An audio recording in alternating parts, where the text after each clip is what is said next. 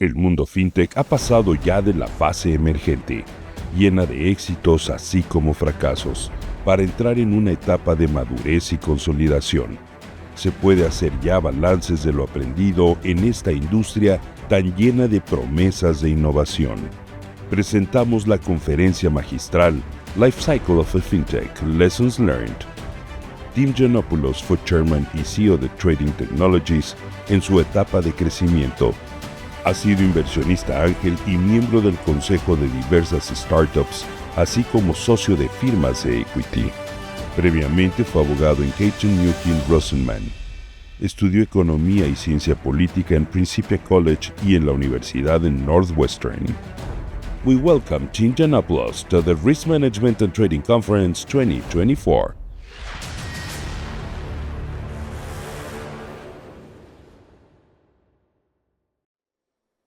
Good morning, everybody. I want to thank Eduardo and Ellen for taking care of me and inviting me to this. And my first question to everybody is, who here has worked for a financial technology company? So a couple, right? Okay, so what I want to do here today is make you guys want to work at a financial technology firm or a fintech, because I believe, I'm a little biased, I believe that's the future of the industry. The previous speaker talked about the fact that you're having a lot of technologies going down because they're legacy technologies that the exchanges have, that the banks have. And it's time for these types of entities to hand off that technology because it continues to change. AI, what's happening after AI, it's going to keep going. And you need people that are experts at it to be able to figure out what the future is and prevent a lot of these hacks, a lot of these outages. But that being said, I,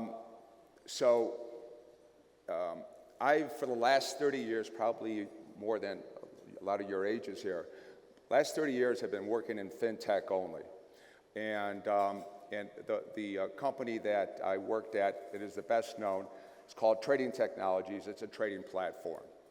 And I sold that at the end of 2021. Since then, I'm on the board of a number of fintech companies. I've invested in them. I've also a partner at a PE firm that funds fintech companies. I am a partner at an investment advisory that does M&A advisory for fintech companies. And I also do some consulting for a broker called R.J. O'Brien for the purpose of them in doing strategic investments into fintech companies. And then I also mentor some sales teams on that. So my talk today is, it says right here, oh, by the way, wait, do I have the clicker up here? Is this the clicker? Okay. Okay, just real fast. Which way? Forward, backward? The green one, the red one is for forward, backward. Okay, perfect. Okay, so the talk is the life cycle of a fintech, 10 lessons learned. And what I'm going to do is I'm going to talk you through the life cycle, and then I'm going to share with you some of the lessons I've learned through that process. And a lot of times those lessons, as usual, come through mistakes that I made or myself and my team made. And so what I'm hoping, at a minimum, if you guys do end up working at a fintech firm, a startup fintech firm, you're going to apply some of the lessons that I talk about today, and so you'll maybe have a shortcut on your fintech journey.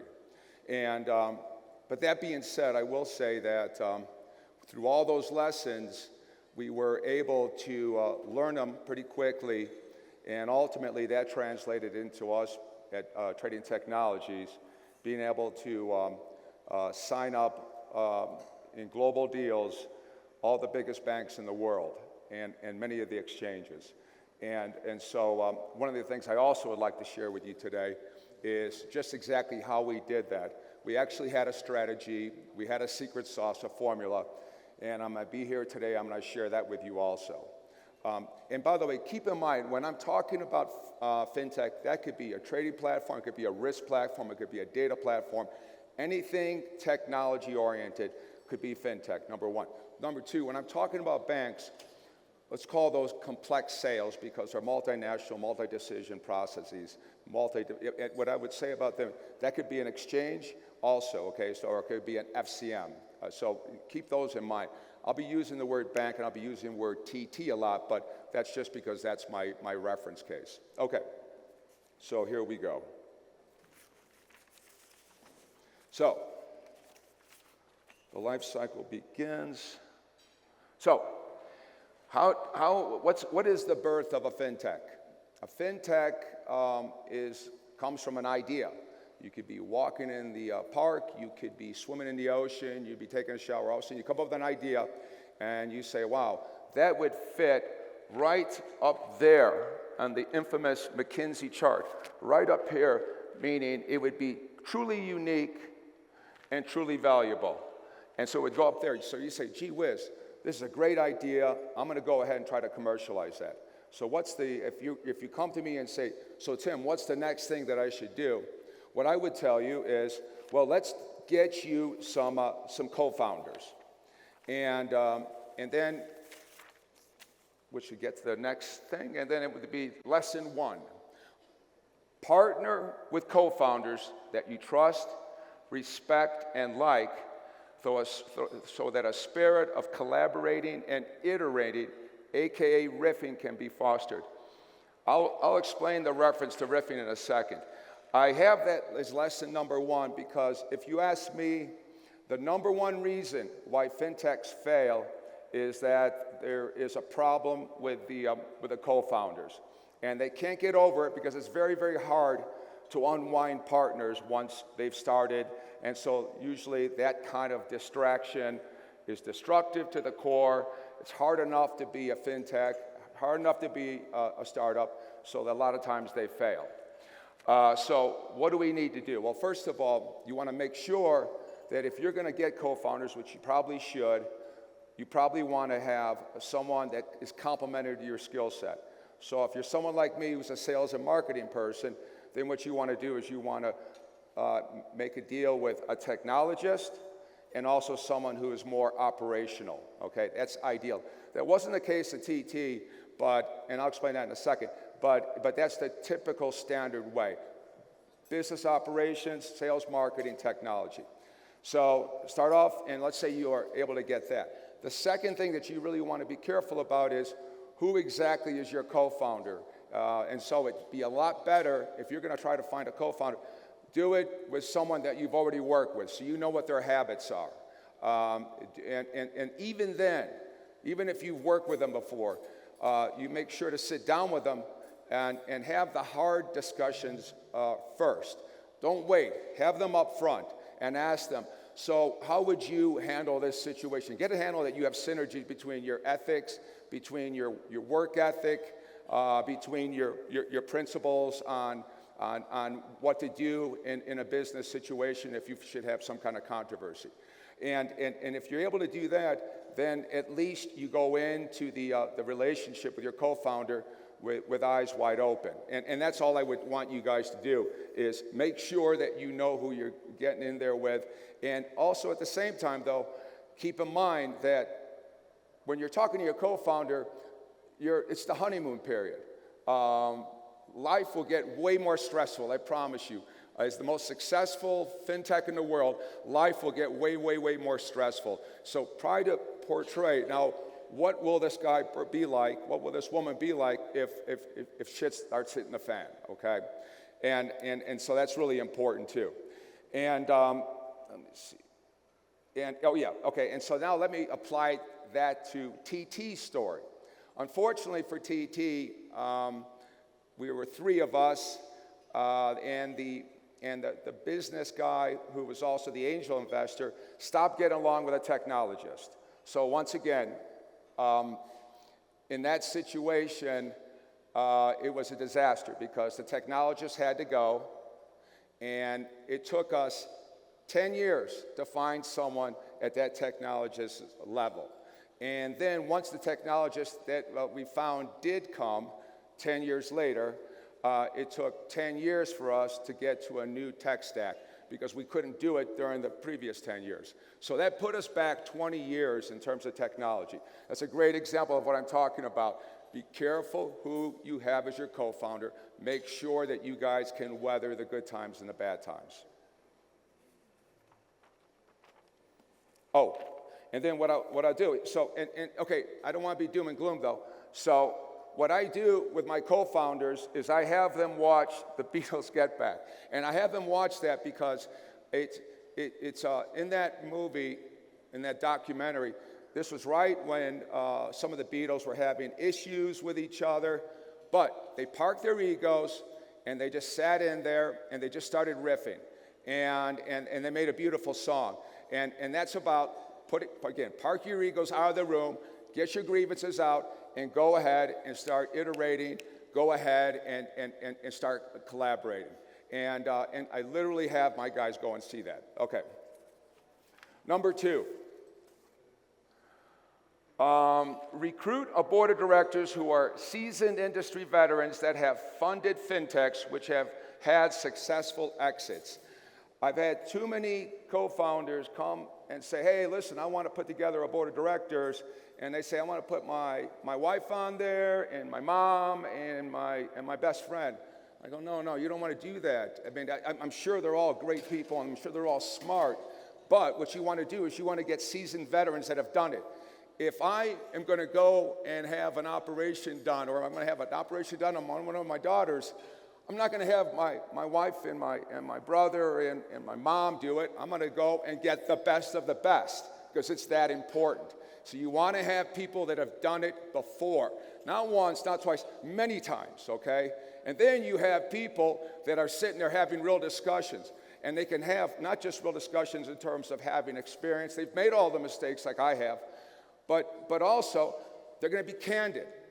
As a board of directors, they don't need the job, okay? They're going to be candid, and they're going to tell you what they think. You need those realities. You need what we call tough love in those kind of situations when you're making decisions and they're not right decisions.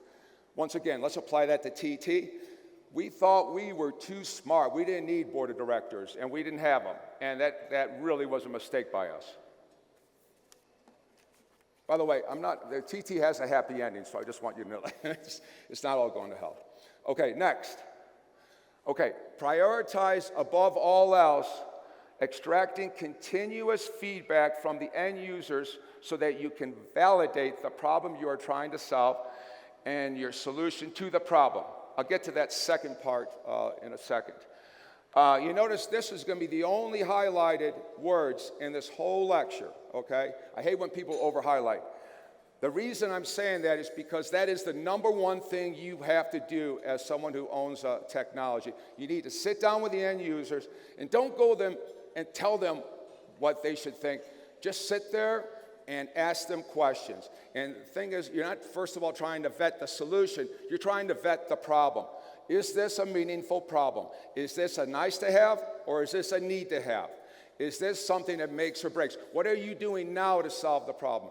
You sit there and you have question after question after question, and you take notes, and once you come to them with your idea, your fintech idea that we started a second ago, but then what you do is you come and you bring your prototype, and then you bring your minimum viable product, and then you have him look or her look at that and test the hell out of that.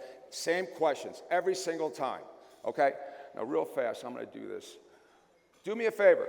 So tell me, why is that one up there not the right way, and why is the one below the right way? Does anybody have an idea? What? I can't hear you, but I think you probably just said, yeah, so in other words, one is truly a prototype because you can get on it and okay, cool, that's it, very good. I wouldn't have gotten that myself before. Okay, wait. Okay, good. Okay, now we've got that first part. Now let's go to the second part. But once in a while, your end users are dead wrong. And that's exactly what happened to us at TT. We were playing the game and we were saying, okay, listen, the whole world is horizontal. That's the way it should be. So we're going to do horizontal, is what all of our customers told us. And we said, no, it's not the best way to do a trading screen. And they said, and at first they would get mad, then they would laugh at me, but I kept on coming in, and lo and behold, the first drawings of the infamous MD Trader ladder. And they looked at that, and then what? Now all of a sudden it becomes very clear why that is a way better way than a horizontal type of screen. And so after hearing everybody tell us, no, the world's not flat, now they turn around and say, oh, wow. How did I get up there? But look at this. And so after all of them laughing, revolutionary, ingenious, paradigm, major improvement, stroke of genius, radically different, very significant. And then suddenly, TT, with all its little issues, all of a sudden had its kind of a hockey stick. It was completely attributable to that invention. That invention is, in my opinion, I'm not very objective, is one of the biggest inventions in the history of fintech. It's still the way that people trade if they're trading on a screen. Oh, there's some more. Boom. And okay, next lesson. Choose the time to raise capital and select an investor with synergistic and or similar business objectives as you. Okay, choose the time. I'm gonna so two different issues there. I'm gonna deal with that first one real quickly.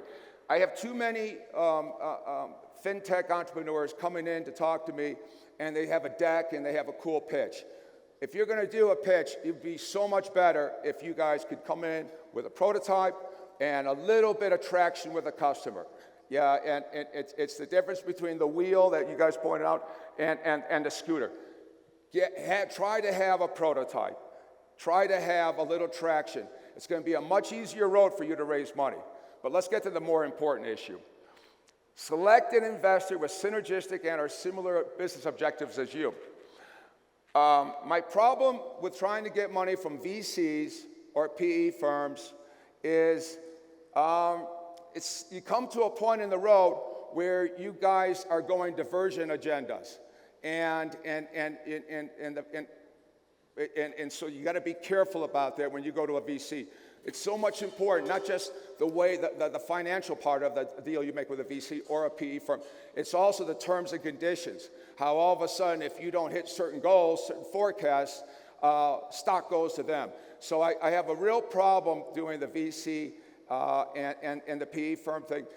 We were lucky, we had an angel investor, and our angel investor was incredibly patient, and he wasn't out to kind of, take over more than he already had. He just wanted us to succeed.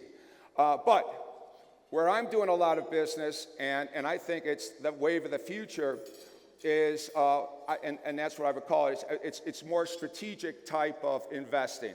So for example, let's say you have a bank, and the bank wants to invest in you, but they also want to collaborate on a product with you. So the bank's not just in it for the investment, ROI.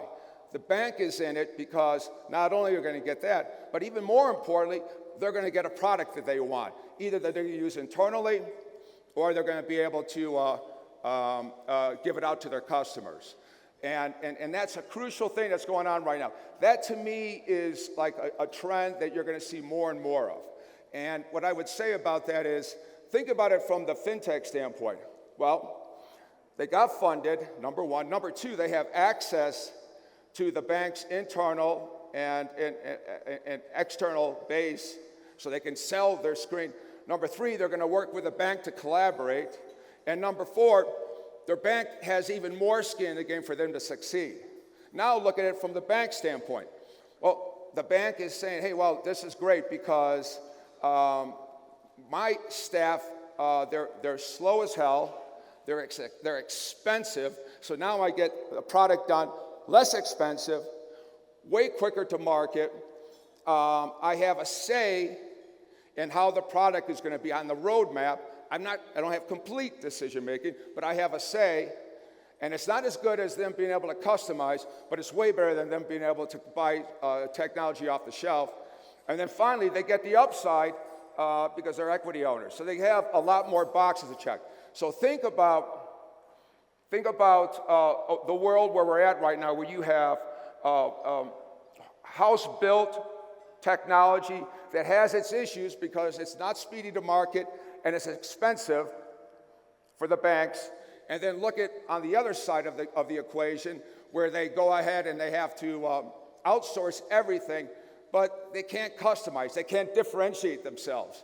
So that's why we call it the best of both stories, the best of breed, and we call it the Goldilocks story, hence, voila. And so I think she ended up sleeping in the little guy's bed because the mother's was too soft, the father's was too hard a bed, and his was just perfect. And that's exactly where these partnerships are between fintechs and banks. Next one. Your fintech's messaging and branding should be succinct, memorable, and able to convey your product's differentiating benefits. Too many co-founders, too many CEOs have a hard time articulating what is it that exactly is going on. Have a catchy phrase. Have in your one sentence, be able to say, what is your product doing? Why should I listen to you? Why should I talk more about what you have? Why should I look and even buy your product? One sentence. You should be able to do that in one sentence. And then what you should be able to do is have a more full discussion about that in an elevator pitch. 30, 40 seconds. Every co-founder I'll say, listen, I want you to have one sentence. If you want to have someone help you, I'll help you. You need one sentence, and then you need to give me an elevator pitch. And it has to be no lazy words, no, like super cool tech words. Tell them exactly what's going on, because that's what you're going to be your life when you're out there pitching at conferences. You're going to have to pitch, and you're going to have a couple minutes or 40 seconds on an elevator to do it. These are some of the ones I like. You can read those. U.S. Marines, Las Vegas, what happens here? States, FedEx, all of these, M&Ms, Melchior, Red Bull. Red Bull gives you wings. All of these tell you exactly what the product is, okay? And why you want to buy it or why you want to find more about it. That's TTs. Do me a favor. Tell me, what's the point we're trying to make there? I had sales guys saying to me, come on, man, I want brochures, glossy brochures, blah, blah, blah. I said, no, just do me a favor. Just go ahead and tell them that, and they're going to be very curious. So what are we trying to do there? Think about if it wasn't a trading screen, it was another tool. It was a tennis racket of a tennis player. This racket is responsible for winning the last 10 Grand Slams. Instead of Harris Brumfield, a big trader, it's Roger Federer. But wouldn't you go, wow, that racket is winning? Well, it's the same thing we're saying there, is we have all the professional traders, is what we're saying, because otherwise we wouldn't have over 50% of the volume. So when people see that, they say, well, wow, that's my tool, just like a tennis racket is a tennis player's tool. That's my tool. I guess I want to try that out because I want to be one of them. Lesson 6, when initially selling your fintech product into the banks, start with little wins. We also say, the Greeks, like me, they say the Trojan horse. The rappers say land and expand, and then you got the camel nose in the tent. And those are all saying, make a beachhead and then start growing it. Fintechs have to understand if they're going to succeed, especially in the capital markets, they're going to have to be able to sell into banks. And it's a long, arduous trench warfare process because banks are risk averse, they're bureaucratic, and they're highly regulated, and they've got decision makers all over the world. And so it's very, very hard to get these people focused and talking to you. So the best way to do it is to have little beachheads, as I mentioned. I'll give you a couple examples. The bank is seeking a backup vendor. Of course, you're going to seek a backup vendor. I just told you guys that you're having massive outages all over the world at the banks. JP Morgan and BAML were just two of them most recently. And you're having cyber attacks. So they have to have a backup vendor. In fact, right now, there are some regulators that are saying that the person who is responsible for that would actually be personally liable. So it's a very serious point right now. So you come in and say, hey, listen, I know you're busy, but you want us to be your backup vendor. Number two, the bank is looking to outsource a portion of its proprietary tech stack. As I said before, tech stacks are more and more complicated, more and more venues, more and more geographies. At some point, the bank is going to have to outsource some of that stuff. Tech help, real tech help, especially after COVID, is just way too expensive for the banks. Next one, the bank is hoping to be first to market in a new exotic marketplace. I already said that the banks are not good with their development teams at doing speedy market, and so you can walk in there and do that. Next one, the bank is pursuing outsourced IT expertise.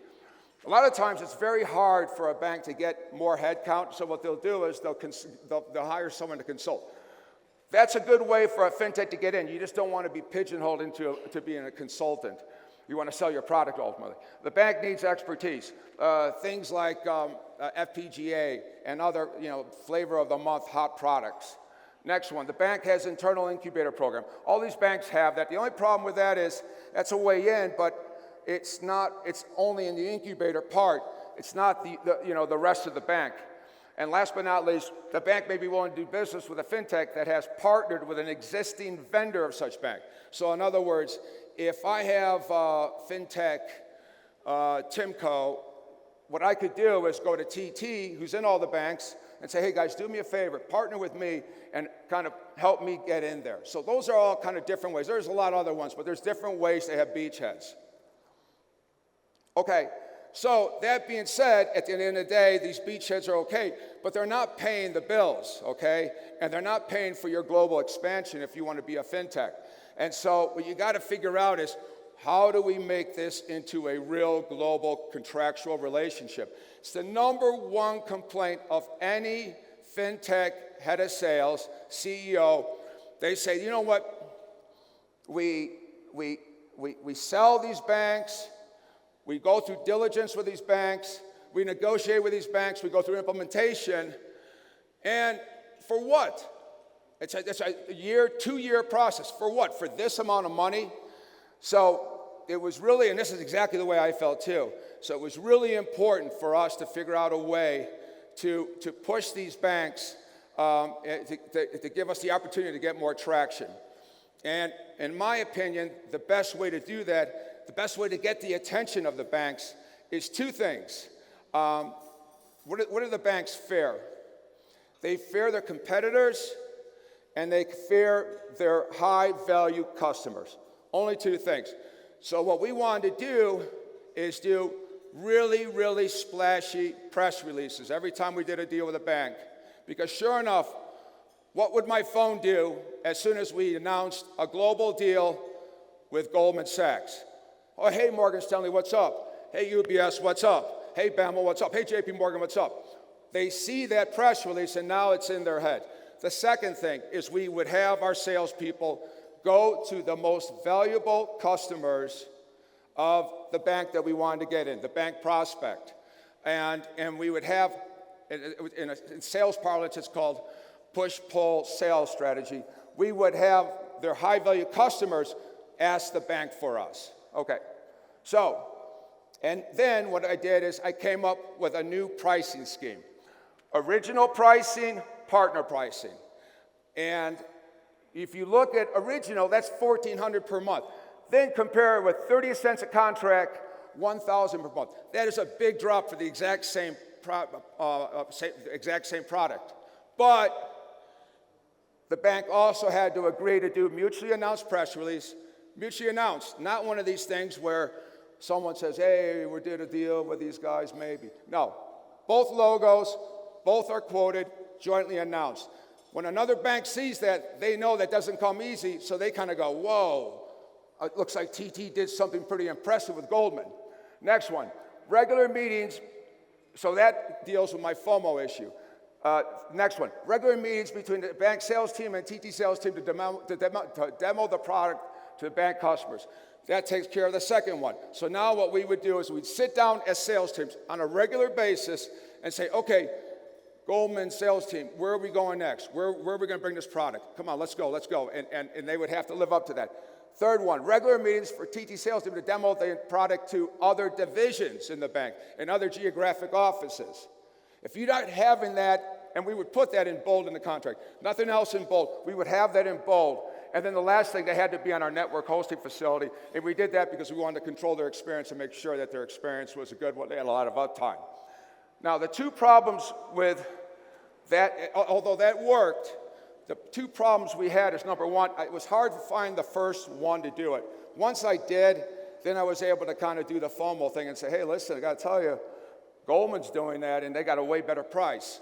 Second thing is, it's hard to get the banks to, even though it's in bold, it's hard to get the banks to kind of fulfill their obligations. So then what I had to do is drop someone from partner pricing to original pricing, put them in the penalty box so that they would kind of, listen, if you agree to that contraction, you can't just agree to it and not live up to it. You have to live up to it.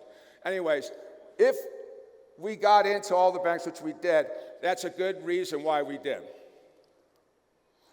As important as it is to sell your product, and your company should also prioritize selling yourself so that customer trusts, respects, and likes you.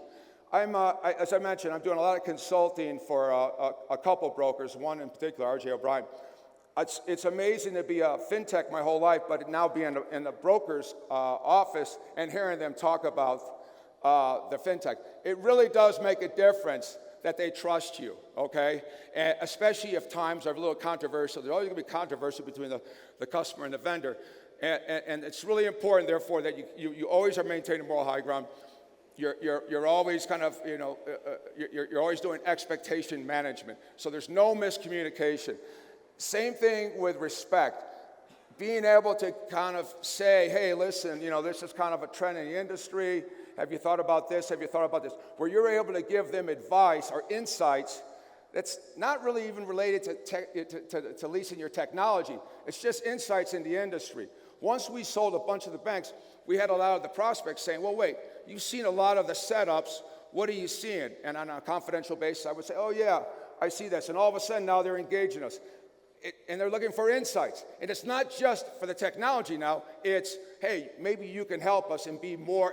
And by the way, that sales concept is called challenger sales. That's exactly that. Impress your customer with insights, and all of a sudden the product sells itself. And then last but not least, likes you. I had somebody go, well, wait, it's a business relationship. Why should they have to like you? Well, keep in mind, number one rule of sales, people buy products from people they like. In fact, when we wanted to get into a bank and we were having a hard time, we would engineer it so that one of our friends would be there, and lo and behold, all of a sudden we would make progress. We'd start having meetings. You think that was a coincidence, or what happened there? No, of course, he started hooking us up. And that's exactly what has to happen is friendships, the liking part is very important. Everyone has a plan till they get punched in the mouth. Mike Tyson, expect and embrace unfortunate luck.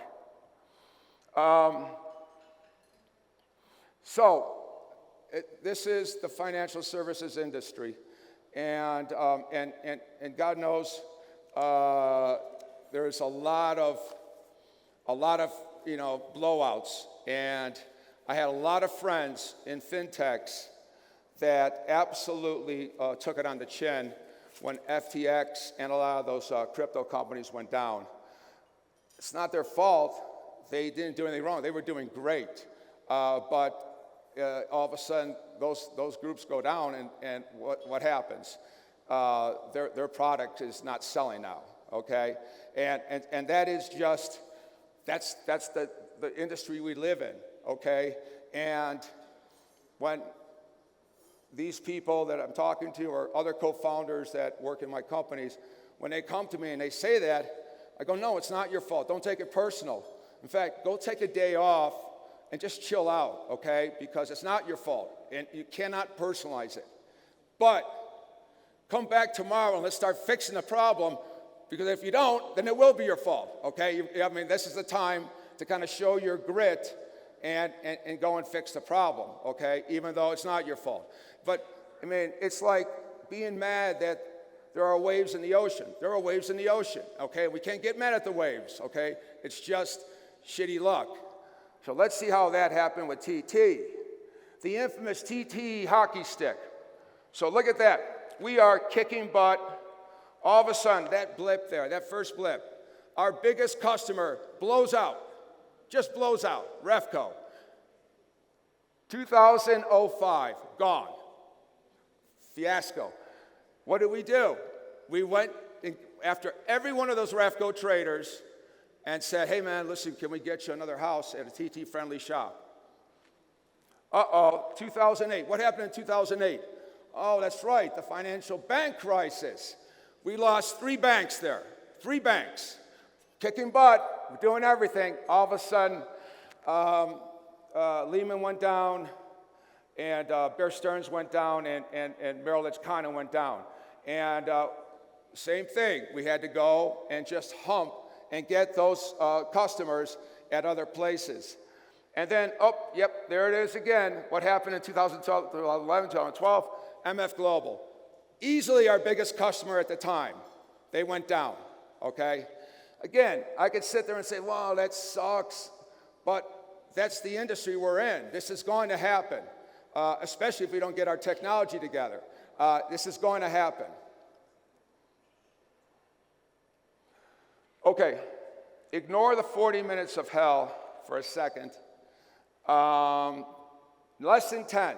This is the final chapter of the poor little fintech called TT. Do whatever it takes for your fintech's exit to be glorious instead of sitting back and hoping that it will be glorious. Okay. Give me a second here. So,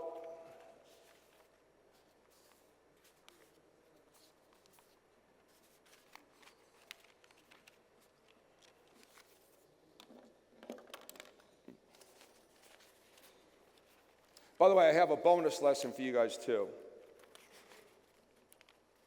Oh, okay.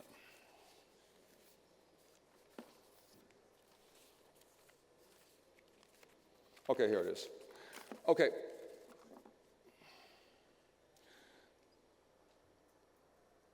All your sins of the past, your mistakes that you repeated many times like we did, all the bad luck is washed away if you have a great exit, okay? That's the crazy part of the story. It's like the regular season versus the playoffs. All of everything that has happened bad, it suddenly goes. And that, to me, is awesome because of so many years we were involved in doing what we did and having wins, having losses, having bad luck, having good luck. And so that's the first point. The second point is, and I'm going to speed this up a little bit, is for TT, we were not doing well at the time, and I wasn't at TT at the point because I was working on another fintech, but the existing team decided to go out and sell TT in March 2020. March 2020. What happened in March 2020? Oh, that's right, COVID. So they go to COVID. The market was shit. It wasn't open at all. Our new tech stack was not fully migrated. Our financials were not looking good, and